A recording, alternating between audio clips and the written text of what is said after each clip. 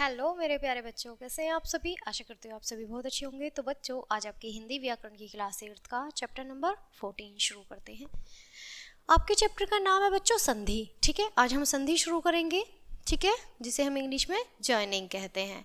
अब यहाँ पर आप बच्चों चित्र देखेंगे सबसे पहले। ठीक है, चित्र में देखेंगे आप कि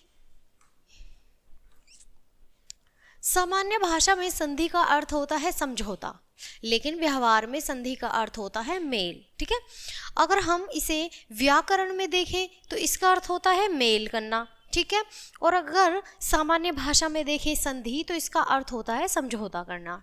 चलिए अब यहाँ देखेंगे सबसे पहले चित्र में आप देख रहे हैं कि 10 जमा आनंद तो क्या है, बराबर दशानन। तो क्या है, जिसके 10 सिर होते हैं, 10 सिर वाला दशानन मतलब रावण। ठीक है, सूर्य जमा उदय तो बराबर क्या हो गया हमारा, सूर्य उदय, यानी सूर्य उग रहा है या उदय हो रहा है। ठीक है, उपयुक्त शब्दों में पहले शब्द के अंतिम वर्ण का दूसरे शब्द के पहले वर्ण से मेल हुआ है। इसी मेल के कारण परिवर्तन विकार भी आ गया है। यही परिवर्तन संधि कहलाता है बच्चों। दो वर्णों के मेल से उनके मूल रूप में जो परिवर्तन होता है उसे हम संधि कहते हैं। संधि विच्छेद, यदि संधि द्वारा मिले वर्णों को अलग अलग करके लिखना संधि विच्छेद कहलाता है। तो जैसे अब यहाँ पर बच्चों हम संधि विच्छेद देखेंगे कि विच्छेद हम कैसे कर सकते हैं। देवेंद्र, ठीक है, देवेंद्र को हम विच्छेद कैसे कहेंगे, देव जमा इंद्र। ठीक है, विद्यानंद को कैसे हम बराबर कैसे हम विच्छेद करेंगे, विद्या जमा आनंद। ऐसे हितोपदेश को कैसे करेंगे, हित जमा उपदेश। नायक को कैसे कहेंगे, ने जमा अंक नायक। ठीक है, संधि और संयोग के विभिन्नता। ठीक है, संधि और संयोग की विभिन्नता देखेंगे। अब हम आप देखेंगे बच्चों कि यहाँ ध्यान देने योग्य बात यह है कि संधि तथा संयोग में पर्याप्त विभिन्नता है। आपसी मेल के कारण वर्गों के स्वरूप में जहाँ परिवर्तन होता है वहाँ संधि होती है, और जहाँ ऐसा परिवर्तन नहीं होता बल्कि केवल वर्णों का मेल होता है वहाँ संयोग होता है। उदाहरण अर्थ सत्य जमा मार्ग तो क्या हो गया, सन्मार्ग। ठीक है, सत्य जमा मार्ग तो संत मार्ग हो गया। मैं, ठीक है, तय हलंत का मैं से मेल होने पर नय हलंत बन गया, अतः यहाँ संधि है। किंतु सत जमा कर्म, सत्कर्म में तय का हलंत का कै से मेल होने पर किसी भी प्रकार का वर्णित परिवर्तन नहीं हुआ, अतः यहाँ वर्णों का संयोग है। ठीक है, तो बच्चों अब आप देखेंगे यह सन्मार्गीय, बच्चों ऊपर जो दिया गया है सन्मार्गीय। ठीक है, अब आप देखेंगे संधि का भेद। संधि के भेद देखेंगे। संधि के हमारे 3 भेद होते हैं। एक तो है स्वर संधि, व्यंजन संधि और विसर्ग संधि। आप देखेंगे कि स्वर संधि में 2 स्वरों का मेल होता है, जैसे परम जमा अर्थ। ठीक है, परम जमा अर्थ ए जमा ए का आ हो जाएगा। यहाँ 2 स्वरों का ए जमा ए का मेल हुआ है। स्वर संधि के 5 उपदेश होते हैं, दीर्घ, गुण, वृद्ध और यण आदि संधि। ठीक है, सबसे पहले हम दीर्घ संधि की बात करेंगे बच्चों। दीर्घ संधि में हस्र या दीर्घ ए बड़ी ई छोटा ऊ के आगे क्रमशः हर्ष या दीर्घ ए छोटी ई छोटा ऊ आ जाए तो दोनों मिलकर क्रमशः आ बड़ी ई बड़ा ऊ बन जाते हैं। संधि की यही प्रक्रिया दीर्घ संधि कहलाती है। दीर्घ संधि के कुछ यहाँ नियम भी हैं जो निम्नलिखित रूप में यहाँ दिए गए हैं। ठीक है, यदि ए और आ के बाद ए आ वर्ण हो तो अल्पविराम लगा हुआ है हो तो दोनों का मेल आ हो जाता है। यदि ई छोटी ई और बड़ी ई के बाद ई का वर्ण हो तो दोनों मिलकर बड़ी ई हो जाता है। यदि छोटा ऊ बड़ा ऊ के बाद ऊ वर्ण हो तो दोनों मिलकर बड़ा ऊ हो जाते हैं। अब आप देखेंगे यहाँ पर इनके उदाहरण दिए गए हैं बच्चों।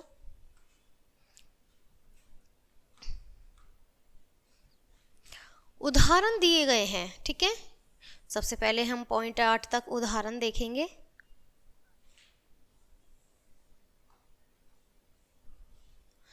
पॉइंट 8 तक उदाहरण देखेंगे। ठीक है, सबसे पहले शुरू करते हैं। ए जमा ए तो बराबर आ हो जाएगा। जब ए और ए मिलते हैं तो आ बन जाता है। तो आ का हमारे का होएगा भाव जमा अर्थ है भावार्थ, आ रहा है भावार्थ। ठीक है, अब यहाँ देखेंगे सूर्य जमा अस्त तो सूर्यास्त, ए जमा आ तो आ हो गया, रतन जमा आकार तो रत्नाकार, धर्म जमा आत्मा तो धर्मात्मा, आ जमा ए तो बराबर आ हो गया, परीक्षा जमा अर्थी तो परीक्षार्थी, यथा जमा अर्थ तो यथार्थ। ठीक है, आ जमा आ तो फिर आ हो जाता है, महा जमा आशय महाशय, महा आत्मा, महा जमा आत्मा तो महात्मा। ठीक है, 5 में है हमारा छोटी ई मिलकर बड़ी ई बनती है, जैसे छोटा ऊ मिलकर बड़ा ऊ बनता है, वैसे ही कवि जमा इंद्र तो कविंद्र, मुनि जमा इंद्र तो मुनीन्द्र। ठीक है, अब यहाँ देखेंगे कि ई जमा बड़ी ई, और छोटी ई और बड़ी ई मिलाएंगे फिर भी हमारी क्या बनेगी, बड़ी ई ही बनेगी। तो कपि जमा ईश्वर तो कपीश्वर, गिरीश जमा ईश तो गिरीश। ठीक है, ई जमा ई तो क्या हो जाएगा, ई। तो सची जमा इंद्र तो सचेंद्र, लक्ष्मी जमा इच्छा तो लक्ष्मी इच्छा। ठीक है, बड़ी ई जमा ई तो ई बन जाएगा, रजनी जमा इश तो रजनीश, छोटा ऊ जमा छोटा ऊ क्या बन जाएगा, बड़ा ऊ। तो सु जमा उक्ति सुक्ति। ठीक है, लघु जमा उत्तर तो लघु उत्तर। यहाँ तक हो जाएंगे। इधर देखेंगे परम जमा अणु तो परमाणु, पर जमा अधीन तो पराधीन, सत्य जमा भाग्रह सत्याग्रह, योग जमा आसन तो योगासन, रेखा जमा अंकित तो रेखांकित, विद्या जमा अर्थी विद्यार्थी, महा जमा आनंद महानंद, वार्ता जमा आलाप वार्तालाप, रवि जमा इंद्र रविंद्र, अभि जमा इष्ट तो अभीष्ट, क्षति जमा इस तो क्षतिश, परि जमा इच्छा परीक्षा, सती जमा इच्छा सतीच्छा, नारी जमा इच्छा नारीच्छा, सती जमा इच्छा सतीश, भानु जमा उदय तो भानुदय, और गुरु जमा उद्देश्य तो गुरु उपदेश। ठीक है, आगे बढ़ते हैं। इसी प्रकार से आगे है बच्चों हमारा यहाँ कि छोटा ऊ जमा बड़ा ऊ बन गया है, लघु जमा उर्मी लघु उर्मी, छोटा जमा ऊ बड़ा जमा ऊ छोटा ऊ तो बड़ा ऊ बन गया है, भू जमा उद्धार भूद्धार, बड़ा ऊ जमा बड़ा ऊ बन चुका है बच्चों। तो बधु जमा उर्मी बधु उर्मी, मधु जमा ऊष्मा तो मधुष्मा, बधु जमा उत्सव बधुस्तव, भू जमा ऊर्जा तो भूर्जा। अब यहाँ इसी प्रकार से बच्चों गुण संधि देखेंगे। अभी हमने दीर्घ संधि देखी तो गुण संधि देखेंगे। यहाँ देखेंगे स्वर संधि का दूसरा भेद है गुण संधि। नियम, गुण संधि के नियमों को 3 रूपों में स्पष्ट किया जाता है। यदि ए और आ के आगे ई या बड़ी ई आ जाए तो दोनों के मेल से ए बन जाता है। यदि ए और आ के आगे छोटा ऊ और बड़ा ऊ आ जाए तो दोनों के मिलने से ओ बन जाता है। ठीक है, यदि ए और आ के आगे री आ जाए तो दोनों के मेल से अर बन जाता है।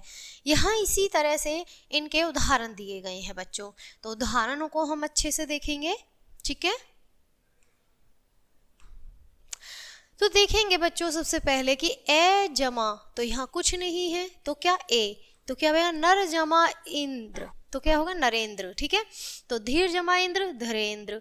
ठीक है, आ जमा ई तो ए बन गया, यथा जमा इष्ट यथेष्ट। ठीक है, ए जमा ई तो ए बन गया, गण जमा इश तो गणेश हो गया। ठीक है, और यहाँ महेंद्र हो चुका है। ठीक है, अब यहाँ देखेंगे एक जमा ईश्वर तो एक ईश्वर, आ जमा बड़ी ई तो ए बन गया, उमा जमा ईश तो उमेश, राजा जमा इस तो राजेश। ठीक है, गज जमा इंद्र तो गजेंद्र, भारत जमा इंद्र तो भारेंद्र, राजा जमा इंद्र राजेंद्र, रमा जमा इंद्र रामेंद्र, सुर जमा इंद्र इश तो सुरेश, कमल जमाइश तो कमलेश, महा जमाइश तो महेश, रमा जमाइश तो रमेश। ठीक है, इस प्रकार से आगे देखेंगे बच्चों। आगे है हमारा ए जमा उ तो ओ बन चुका है, तो धर्म जमा उदय धर्मोदय, भाग्य जमा उदय भागोदय। ठीक है, भाग्योदय है ना। आ जमा उ तो ओ बन गया, महा जमा उदय तो महोदय, गंगा जमा उदय तो गंगोदय। ठीक है, 7 में है बच्चों हमारा ए जमा बड़ा उ तो क्या हो गया ओ, नव जमा उड़ा नवोड़ा, आ जमा बड़ा ओ तो गंगा जमा उर्मी गंगोर्मी।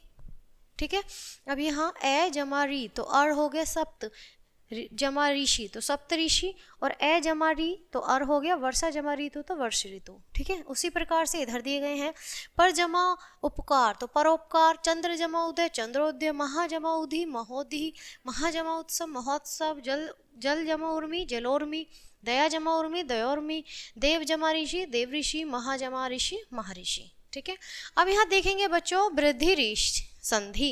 वृद्धि संधि के 2 प्रकार से होती है। यदि ए और आ के बाद ए और आई हो तो दोनों के मेल से ए हो जाता है। यदि ए और आ के बाद ओ हो तो ओ और ओ हो तो दोनों के मेल से ओ हो जाता है। जैसे अब यहाँ पर हम देखेंगे वृद्धि संधि, ठीक है। वृद्धि संधि के यहाँ कुछ उदाहरण दिए गए हैं, ध्यान से देखेंगे।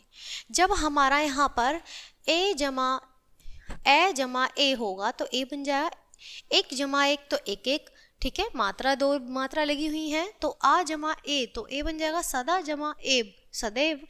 ए जमा ए तो ए बन जाएगा परम ऐश्वर्य जमा परमेश्वर्य, ठीक है।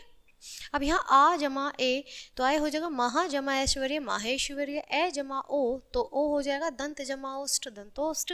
ए जमा ओ तो ओ बन जाएगा वन जमा औषधि वनौषधि, ठीक है। यहाँ इसी प्रकार से आ जमा ओ तो ओ बराबर ओ हो जाएगा, तो यहाँ पर महा जमा ओजस्वी तो महोजस्वी। आ जमा ओ तो बराबर ओ हो जाएगा महा जमा औषधि तो महोषधि। मत जमा ऐक्य मतेक्य। यथ जमा एव यथैव। माता जमा ऐश्वर्य मातेश्वर्य। विद्या जमा ऐश्वर्य विधेश्वर्य। परम जमा ओज परमोज। परम जमा औदार्य परमोदार्य। महा जमा ओज महोज। महा जमा औदार्य महोदार्य। इसी प्रकार से यहाँ देखेंगे बच्चों हम यण संधि, ठीक है। यण संधि स्वर संधि का चौथा भेद है यण संधि, ठीक है। नियम यण संधि के नियमों के इस प्रकार को स्पष्ट किया जा सकता है। यदि ई छोटी ई और बड़ी ई के बाद कोई भिन्न स्वर आ जाए तो ई छोटी और बड़ी ओ के स्थान पर यह हो जाता है, यह बन जाता है। अब यदि छोटा ऊ वर्ण अर्थात ऊ छोटा ऊ और बड़ा ऊ के बाद कोई भिन्न स्वर आए तो छोटा ऊ और बड़ा ऊ के स्थान पर वह हो जाता है। यदि री के बाद कोई भिन्न स्वर आ जाए तो री के स्थान पर रह हो जाता है। जैसे अब यहाँ देखेंगे बच्चों,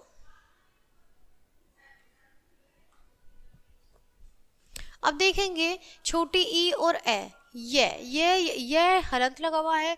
यदि जमा अपी यद्यपि, ठीक है। छोटी ई जमा आ तो या हो जाएगा इति जमा आदि इत्यादि, ठीक है। ई जमा छोटा ऊ यू तो उपरी जमा उक्त तो उपयुक्त, ठीक है। ई जमा ऊ तो यू हो जाएगा। वी जमा ऊ तो व्यू हो जाएगा। छोटे ई जमा ए तो ये हो जाएगा। प्रति जमा एक तो प्रत्येक हो जाएगा बच्चों, ठीक है। ई जमा ए तो ये हो जाएगा देवी जमा इस ऐश्वर्य देवेश्वर्य सब, ठीक है। ई जमा ए और तो क्या होगा ये हलंत लग जाएगा। नदी जमा अर्पण तो नगरपण, ठीक है। बड़ी ई जमा आ तो या हो जाएगा। सुखी जमा आगमन तो सुख्यागमन, ठीक है। बड़ी ई जमा बड़ा ओ तो बराबर यू हो जाएगा। नदी जमा उर्मी तो नगुर्मी, ठीक है। इसी प्रकार से इधर आ जाएंगे। अति जमा अंत अत्यंत। परि जमा आवरण पर्यावरण। प्रति जमा उपकार प्रत्युपकार। नी जमा उन न्यून। अधि जमा क्षण अधिक्षण। देवी जमा अर्पण देवीर्पण, ठीक है। इस प्रकार से अब इधर देखेंगे बच्चों, यहाँ भी कुछ दिए गए हैं। ऊ जमा ए तो वह, ठीक है, हलंत लग जाएगा। सु जमा अल्प तो शुवलभ श्वलभ, ठीक है। ऊ जमा आ तो वाह। सु जमा आगत तो स्वागत, ठीक है।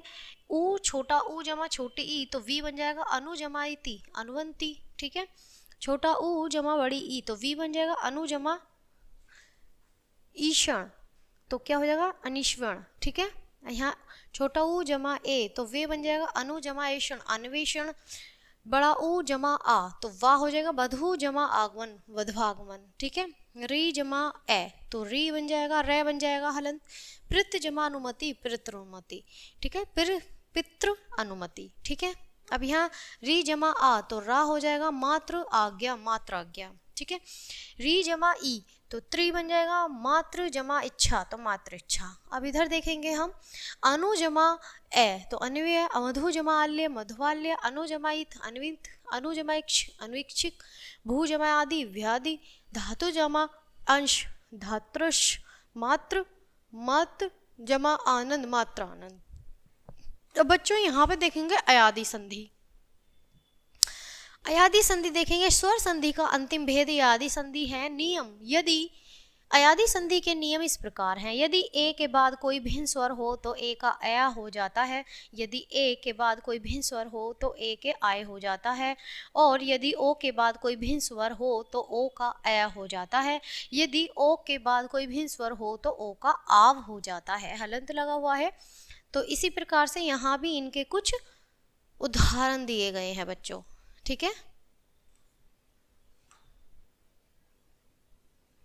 देखेंगे ए जमा ए तो अ, न जमा अन तो नयन, ए जमा ए तो आय, ने जमा अक तो नायक, ठीक है। ए जमा ई तो आई, ने जमा इका तो नायिका, ओ जमा ए तो आव, पो जमा अन तो पावन, ठीक है। ओ जमा ए तो आव, पो जमा अक तो पावक, ठीक है। ओ जमा ई तो क्या हो गया आवी, नो जमा इक तो नाविक, ओ जमा ऊ तो आवू, भो जमा उक तो भावुक, ठीक है। इस प्रकार से सर से जमा अन शयन, गे जमा अक तो गायक, गे जमा इका गायिका, ओ जमा अन तो भवन, ठीक है। भो जमा पो जमा अन तो पावन, ठीक है। इस प्रकार से स्मरणीय बिंदु अयादी संधि में आने वाले शब्द जैसे नयन, शयन, गायक, पावन ऐसे शब्द हैं जिन्हें हिंदी में संधि युक्त नहीं समझा जाता, विस्तृत इन शब्दों को मूल रूप में ही स्वीकार किया जाता है बच्चों। अब यहाँ व्यंजन संधि देखेंगे, ठीक है। व्यंजन संधि आप देखेंगे स्वर संधि और व्यंजन संधि, और स्वर संधि व्यंजन और व्यंजन के मेल को हो जाने पर जो परिवर्तन होता है उसे हम व्यंजन संधि कहते हैं। व्यंजन संधि के प्रमुख नियम इस प्रकार के, वर्ग के पहले वर्ण का तीसरा वर्ण में परिवर्तन होता है। तो आप देखेंगे बच्चों यहाँ पर सबसे पहले दिक हलंत लगा हुआ है बच्चों, जमा दर्शन तो दिग्दर्शन, दिक जमा अंबर तो दिगंबर, क्षण जमा आनंद षणानन, ठीक है षणानन, सत जमा वाणी सदवाणी, जगत जमा अम्बा जगदम्बा, ठीक है। दिक जमा अंत तो दिगिंत, वाक जमा इश तो वगीश, ठीक है। जगत जमा इश तो जगदीश, तत् जमा भव तो तद्भव, सत जमा उपयोग सदुपयोग, ठीक है। वर्ग के पहले वर्ण का पांचवें वर्ण में परिवर्तन किस प्रकार से होता है। जगत जमा नाथ तो जगन्नाथ, सत जमा मार्ग सन्मार्ग, उत जमा नयन उन्नयन, तत् जमा मय तो तन्मय, उत जमा नीति उन्नति, सत जमा मिति सन्मति, ठीक है। इस प्रकार से यहाँ भी दिए गए हैं।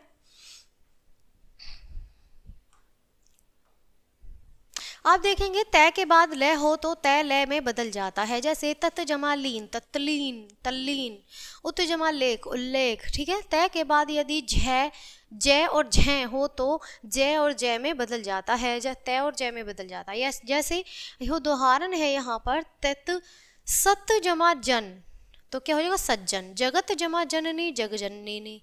तय के बाद यदि ट और ड हो तो तय ट ड में बदल जाता है, जैसे तत् जमा टीका तो क्या हो जाएगा तट्टिका, तट्टिका जो होता है, ठीक है। उत जमा डयन उड्डयन, ठीक है। तय के बाद यदि श हो तो तय का च और श का छ हो जाता है, जैसे उत जमा श्वास उच्छ्वास, उत जमा शिष्ट उच्छिष्ट।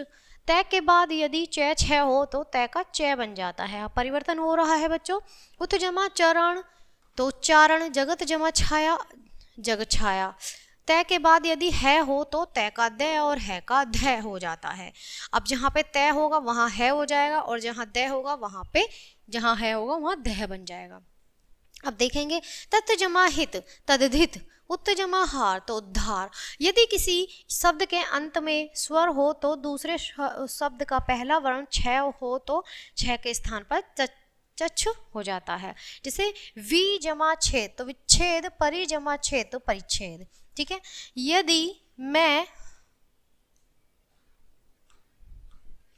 यदि मैं के बाद कोई स्पर्श कै से मैं तक 25 वर्ण आ जाए तो मैं उस व्यंजन के पांचवें वर्ण ड य ण न मैं में बदल जाता है। इसे हम अनुस्वार के मतलब जो अंकी बिंदी लगाते हैं अनुस्वार के रूप में लिखा जाता है, जैसे सम जमा बोधन संबोधन, ठीक है। सम जमा गम तो संगम, सम जमा कल्प संकल्प, सम जमा भव तो संभव। यदि रे और री और रे और श के बाद न व्यंजन आ जाए तो उसका अण में परिवर्तन हो जाता है, जैसे परि जमा मान तो परिमाण, ठीक है। शो जमा अन्न तो शोषण, परि जमा नाम तो परिणाम, री जमा न तो ऋण, ठीक है। इस प्रकार से यदि से व्यंजन से पहले ए और आ से भिन्न कोई भी स्वर आ जाए तो श का श हो जाता है। जैसे वी जमा शम तो विषम, नी जमा शेद तो निषेध। अब यहाँ पर बच्चों हम देखेंगे हमारी विसर्ग संधि। विसर्ग के बाद किसी स्वर या व्यंजन के आने से विसर्ग में जो परिवर्तन होता है वह विसर्ग संधि कहलाता है। जैसे विसर्ग में श हलंत, से हलंत और से हलंत है, होना जाना। विसर्ग संधि के प्रमुख नियम इस प्रकार है। दु विसर्ग लगा हुआ है जमा चक्र तो दुष्चक्र आ जाएगा। नी विसर्ग लगा हुआ है जमा ठुर तो निष्ठुर हो जाएगा। हरि विसर्ग जमा चंद्र तो हरिश्चंद्र। नमः विसर्ग ते तो नमस्ते। ठीक है,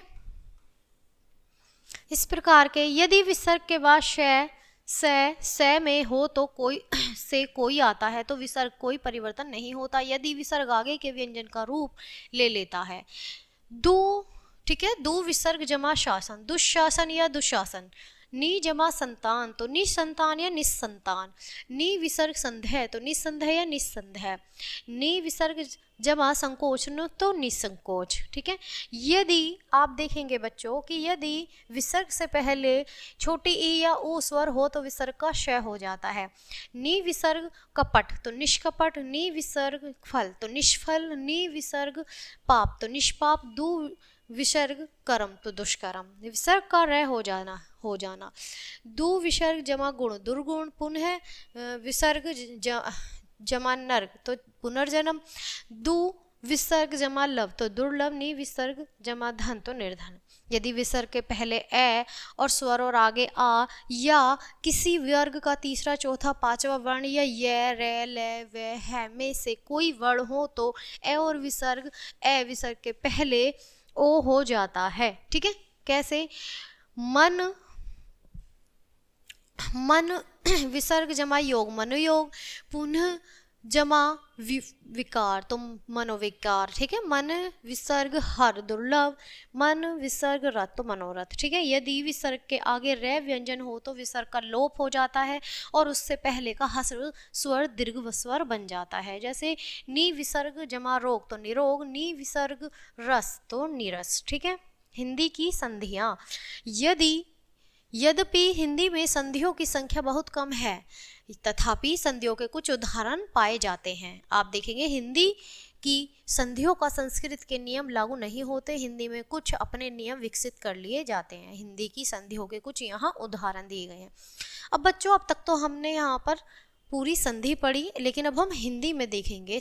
ठीक है, सब जमा ही तो सभी, यह जमा ही तो यही, कहाँ जमा ही तो कहीं, आधा जमा खिला तो अधखिला, घोड़ा जमा सवार तो घुड़सवार, जब जमा ही तो जब ही, वह जमा ही तो वही, वही जमा तो वही। ठीक है, कान जमा कटा तो कन कटा, लकड़ी जमा हारा तो लकड़हारा। ठीक है, तो अब जमा ही तो अभी, उस जमा ही उसी, यहाँ जमा ही तो यही। ठीक है, तब जमा ही तो तभी, किस जमा ही तो किसी, आधा जमा पका अधपका, पानी जमा घट तो पनघट। ठीक है, इस प्रकार से संधि एवं समास में अंतर। यदि